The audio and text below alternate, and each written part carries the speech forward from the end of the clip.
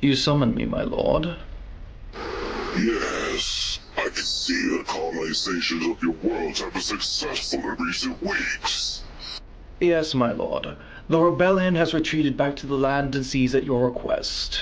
The pirates are also scattering back into the shadows where they belong. We have them on the run. Very good. And what of the pesky fox in California? He shall not be a problem, my lord, I assure you. Yes, he has vanished. He has not been seen since the forces have drawn back. I will not accept such failure, Grand Admiral. As long as that fox is running wild and all those who follow in his wake, he will never succeed in colonization. I want this fox captured, killed, and skinned alive. Find him, and do not fail me.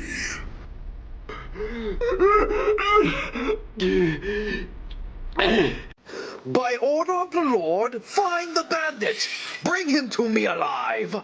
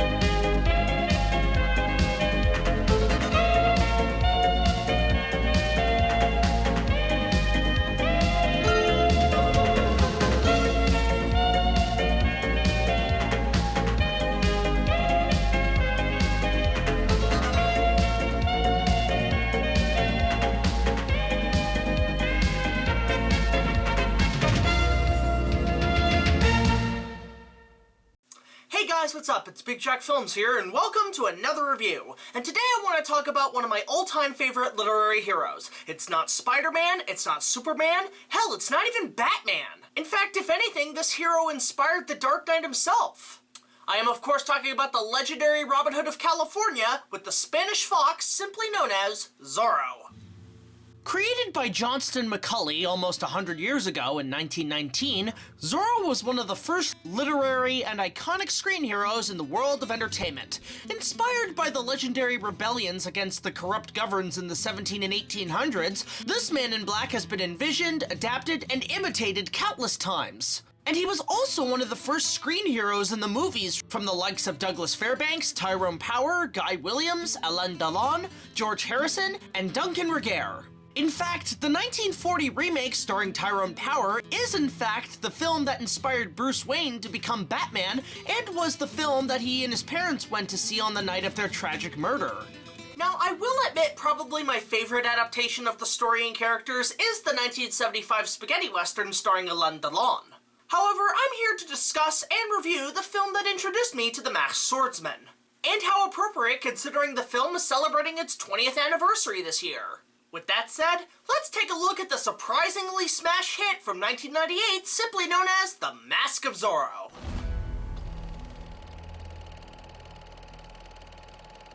Taking place in the mid-1800s during the rise of California becoming a land of independence and freedom, the film begins with our villain of the movie, Rafael Montero, played by Stuart Wilson, planning his final desperate attempt to seek power in the lands of California by trapping his arch-enemy to all his evil schemes, Zorro. Of course, in a flash, the masked defender of justice appears looking a little older than usual, played by Odin of Asgard himself, Anthony Hopkins. Although, to be fair, his most successful film at that point was more in the catering department. Yeah, kids, you won't look at Thor's dad the same way again. After foiling his plans once again, Zorro retreats into his own version of the Batcave and returns to his wife Esperanza and his child Elena, vowing to finally hang the cape and mask to settle down with his family. But it turns out Raphael tracked him down, revealing his true identity, causing a major struggle, setting the mansion aflame and Diego's wife tragically murdered. Out of personal revenge, Raphael has Diego locked away in the deepest dungeons of the world and raises his daughter as his own. We then cut to 20 years later, as Raphael is now the leading governor of California, and his abducted Elena has now grown into the legendary goddess Catherine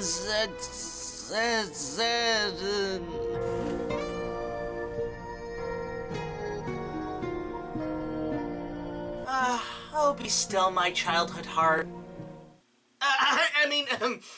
We'll get back to that later.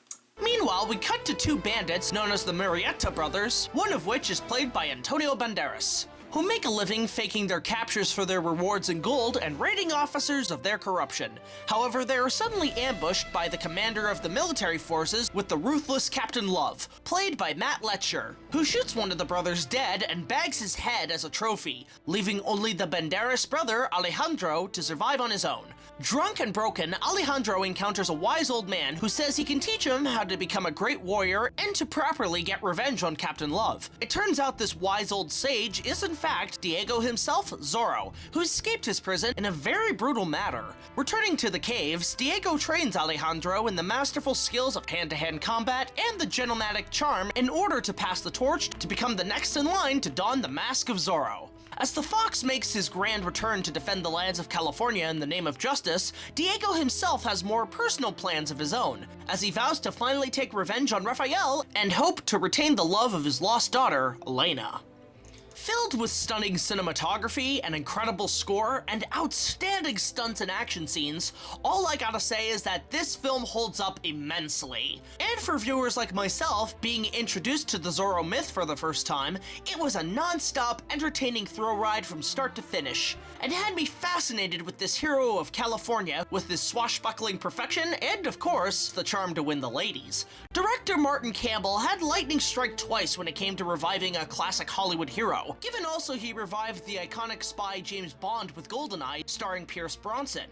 The first thing I ever saw of this film was a teaser trailer attached to the film's Spice World of all things. As a kid, I thought nothing of it. It just looked like an incredible film, and as a kid seeing Zorro for the first time, at first I thought it was Wesley from The Princess Bride, which I also watched fondly as a kid. I think that was the other reason for drawing me into the Zorro character. As kid prior, I grew up with many of sword-swinging films from The Princess Bride to even Rob Roy, and after seeing this film in theaters, I became fascinated with the character, and then had to pick up every film that I could get my hands on. Hell, I watched that one cartoon series that only had one season on Kids WB, I was so into it. Zorro will fight for them all through the night for them. Zorro will always endure.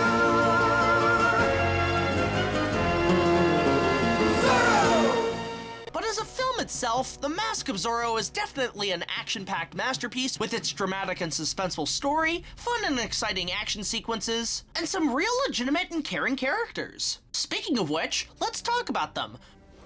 Let's go, man. First, of course, is Alejandro. And from the start, seeing him as a child, you can tell the character is a very optimistic and enthusiastic person looking for a life of adventure and thrills, even meeting the original Zorro as he and his brother receive the Fox Legendary Medallion, which for me has now become a staple of the character. But as the film progresses and he becomes an adult in a harsh environment, especially seeing his brother murdered, his mind is completely changed to one of anger and revenge to seek justice against the oppressors and murderers in the governing systems. And as Zorro, he becomes a complete badass and throws out some great humor and charm. Antonio Banderas worked his ass off for this role, mostly in the physical realm, doing all his own stunts and sword fighting, being trained by an actual Olympic team in the art of fencing. I swear he taught himself so much that even I would love to train under him.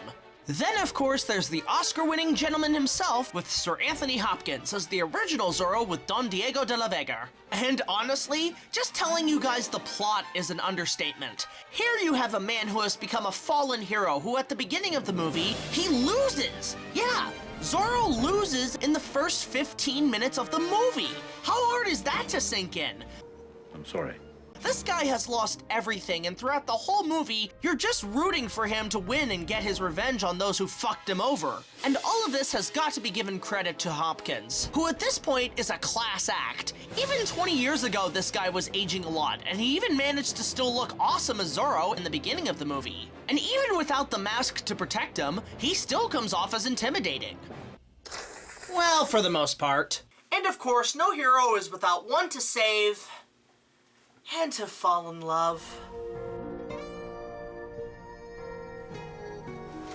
Come on, dude, you can get through this!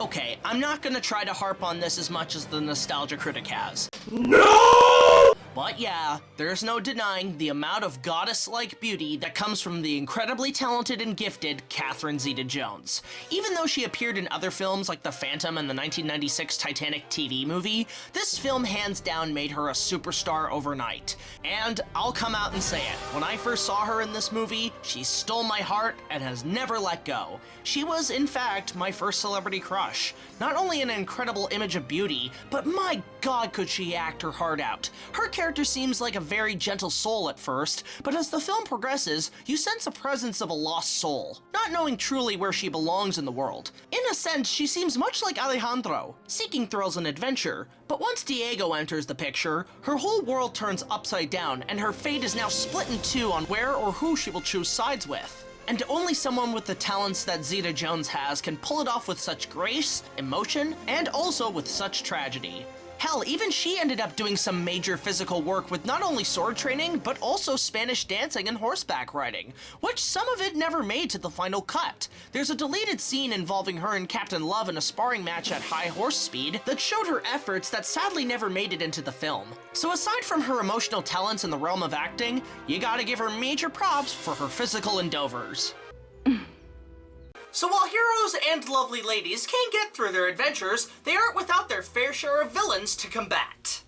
Now, while I have seen better villains in Zorro films from the likes of Basil Rathbone and Stanley Baker, the villain duo in this movie are still pretty damn good for the most part. Probably the most developed goes to Rafael Montero. What we see here is a man seeking nothing but power for his own purposes, and he doesn't give a fuck who stands in his way. And not to mention the cheating efforts to gain that power includes enslaving the people to mine for gold stolen from another government's land, and even planning to create an independent Republic of California to probably, if anything, rule like a king.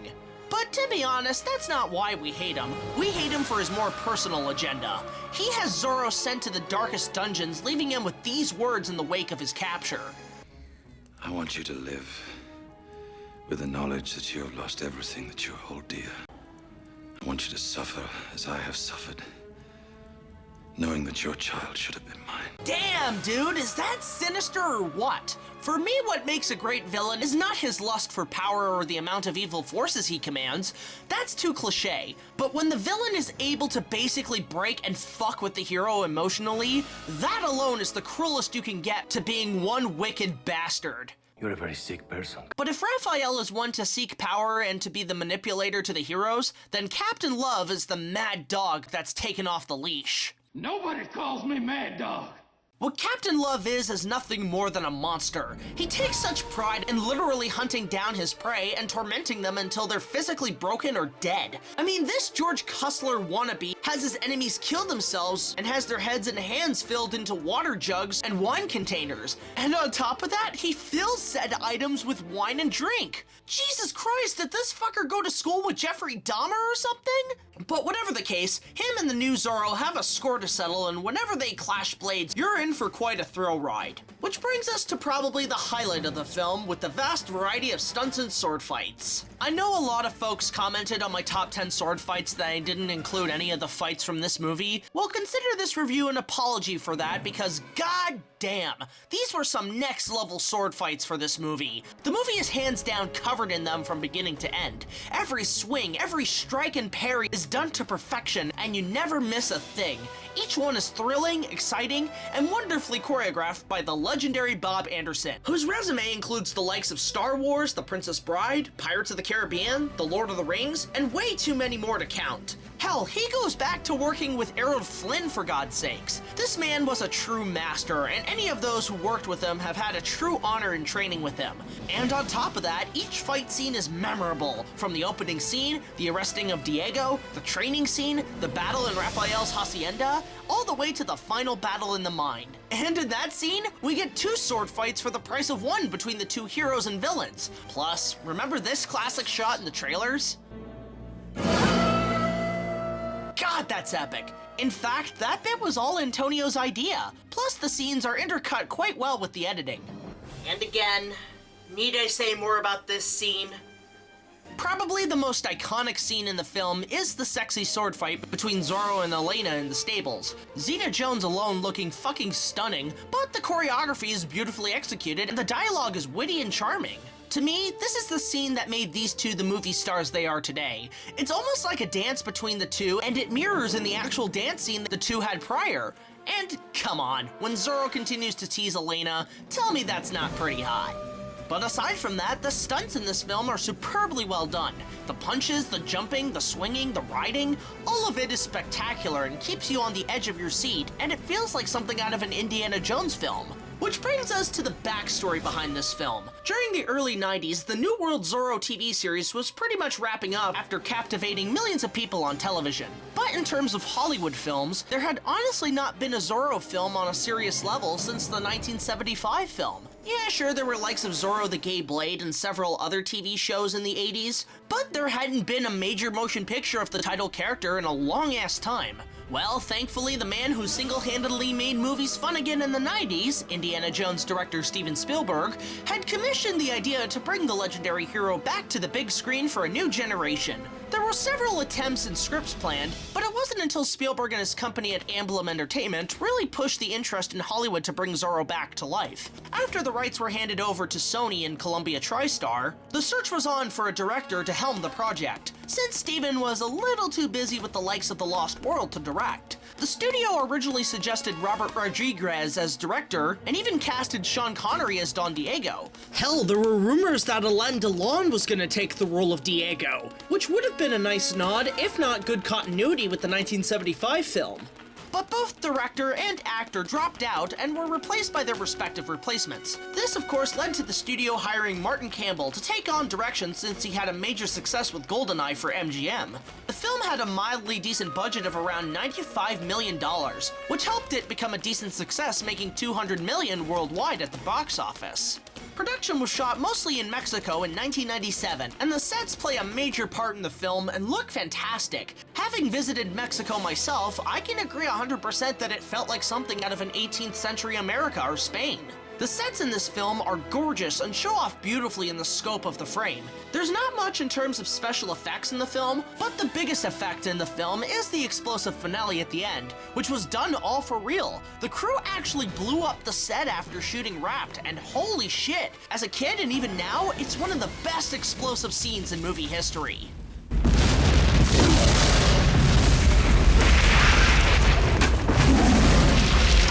Fun fact, every time this scene plays, Michael Bay can be seen nutting himself. Watch!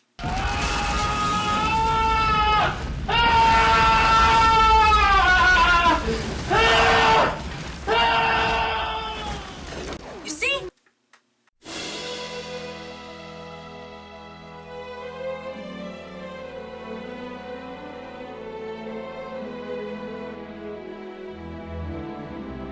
The late James Horner once again brings his all in the musical score, and this is honestly one of his best pieces of work. It's epic, it's action-packed, and it's sexy all at once. James had actually asked Martin Campbell to do the score after doing Titanic and was looking for something different, having interest in doing a Western-themed score. I mean, you know you're getting a good score when you hear the first draw in the opening credits.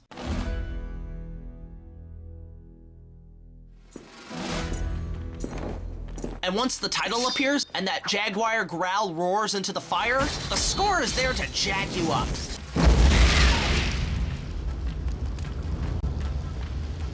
Damn, that's good. Now remember when I reviewed Disney's Mighty Joe Young, I mentioned James Horner using the Zorro flute? Well, it mostly stems from this film. The Zorro flute theme is actually an instrument known as a Japanese shakuhachi flute, and it gives Zorro much more of a chilling presence. out! The music also feels like a dance itself, using the feet of Spanish flamenco dancers.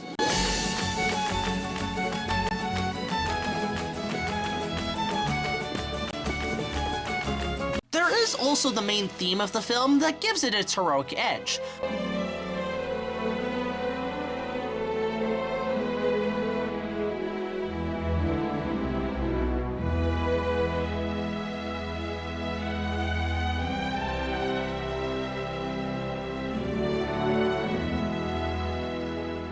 The love theme is also a major player in the film. Like most movies of the 80s and 90s, the themes of the movie mostly extend from a song written for the end of the film. In this case, it goes towards the very touching song, I Want to Spend My Time Loving You, performed by Mark Anthony and Tina Arena. The song went on to be number 3 on the French singles and number 4 on the Dutch single charts. While the music plays on as an epic piece, it all leads back to the epic climax with its non-stop action-packed roller coaster of a thrill ride. And it feels like something out of Spielberg's Raiders of the Lost Ark. The hero-villain interactions are full of raw emotions, and the fight scenes are brutal and sparking with revenge from each combatant. As for the villains, they get some much-rewarded deaths, and director Martian Campbell is damn good at giving villains some decent death scenes. For Montero, while he does go out like a bitch for some, poetically he's destroyed by his own greed and creation. And it's damn well rewarding. No pun intended. However, Captain Love gets the best death, and in classic style, as he and Zorro end up on a crane crate, and Zorro gives him a brutal run-through.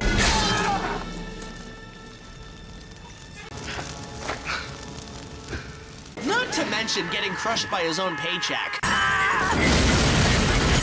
Pluck my tail feathers and call me Baldy. Damn, dude, now that's pretty crushing. Oh, what? I can't have 2 puns in the same video? Now, if you're wondering if the film has any problems, there's not much to talk about. The only thing to mention is that certain iconic characters in the Zorro lore are mostly pushed aside, from the likes of the priest Father Felipe and, of course, Sergeant Garcia, who in the film is a skinny little wank and not the classic fat commander we know and love.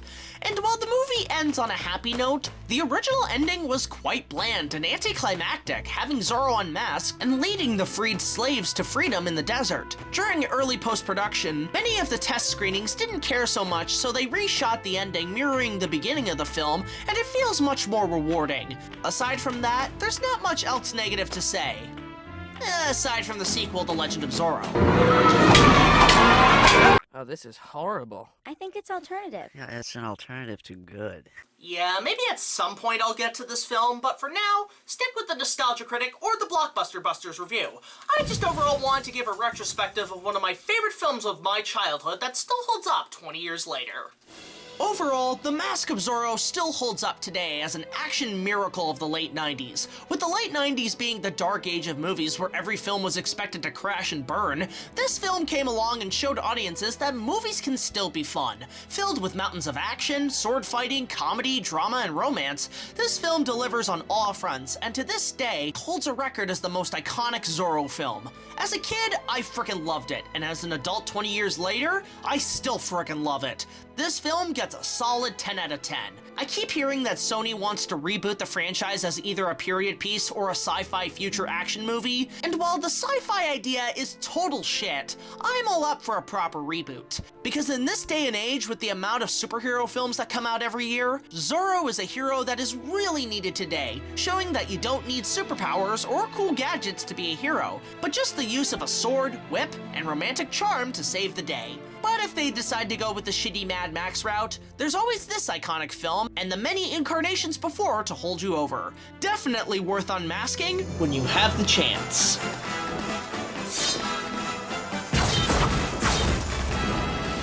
And that was my 20th anniversary retrospective and review of The Mask of Zorro. But of course I want to hear from you. Do you guys think this film still holds up? And what's your favorite incarnation of Zorro? Let me know in the comments section below. So until the next video, be sure to like, comment, subscribe, and I'll see you guys later. This is BigJackFilms, signing... Capitan, I hate to interrupt, but we've got some unauthorized riders heading towards the bay. Wait, is it security on standby? No, senor, they went to lunch. Santa Maria, bring me down. Sorry for this intrusion, folks. Looks like I got some trash to take out.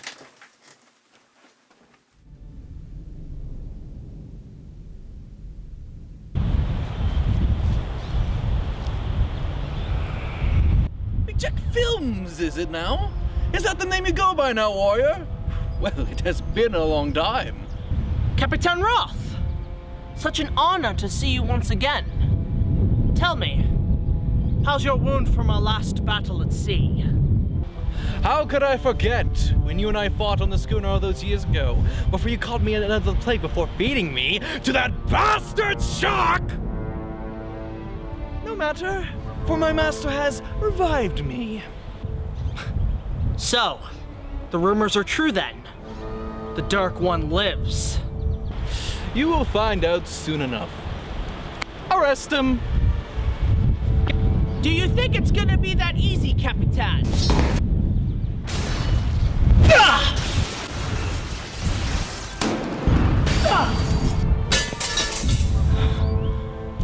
Ooh, it seems your skills have weakened. Such a shame. See, I was looking forward to more of a challenge. Take him away. Now, senors, we can settle this like gentlemen.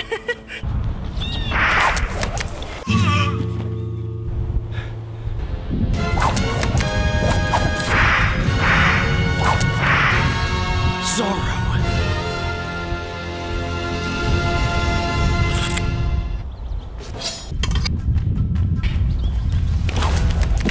What brings you here, my old friend? I figured you need some assistance, senor. Well, I could have handled it myself. Your roboto senorita insisted. She's always got my back. My. Well, isn't this a pleasure? To have the honor of fighting the two world's greatest swordsmen in a duel to the death. Just like old times, my friend. Oh, I've got some nostalgia for this one. Dead or alive, men? On guard!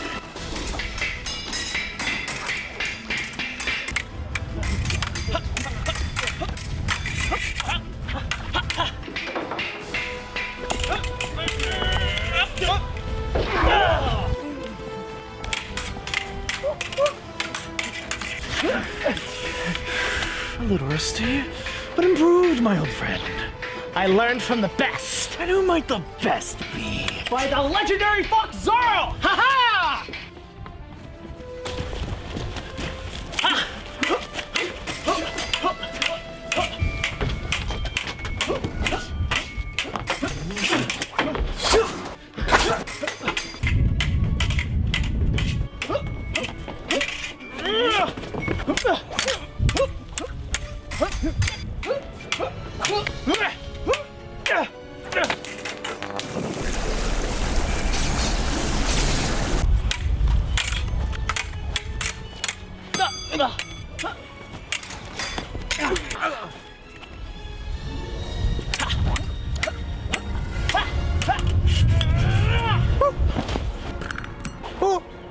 Surrendering, Sergeant? Si, senor. I yield.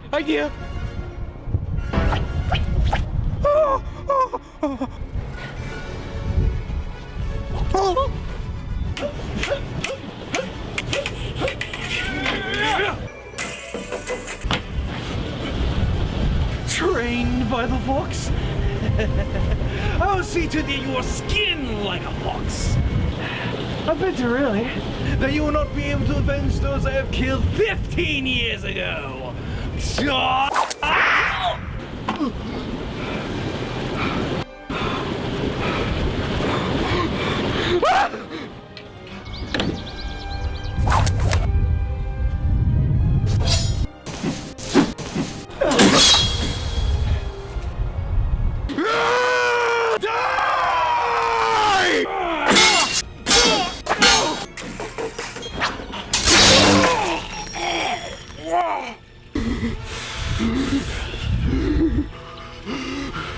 When you see your master, Capitan, tell him the mark on your face is the man who sent you back to the fiery depths.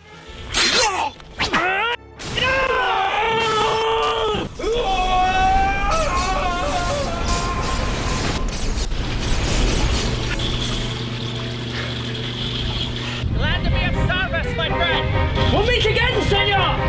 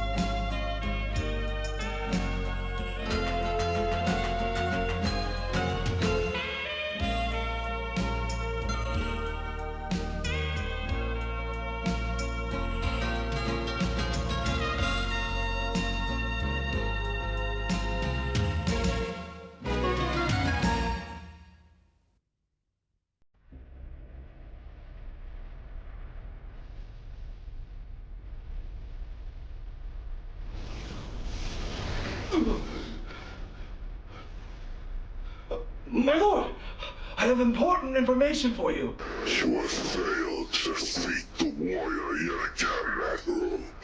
Along with that witless Mask Zorro. But my lord, I have managed to find a weakness with the warrior's hidden portal. I will hear no more excuses. You are hereby stripped of your title as Admiral. I am sending you back to Via Aragona to command its castle until further notice. Let it be a warning, Captain, that you will earn your title. My lord, please! No!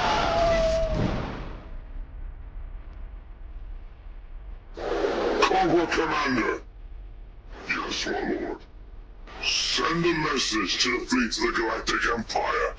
Permission to evade the Earth system has been granted.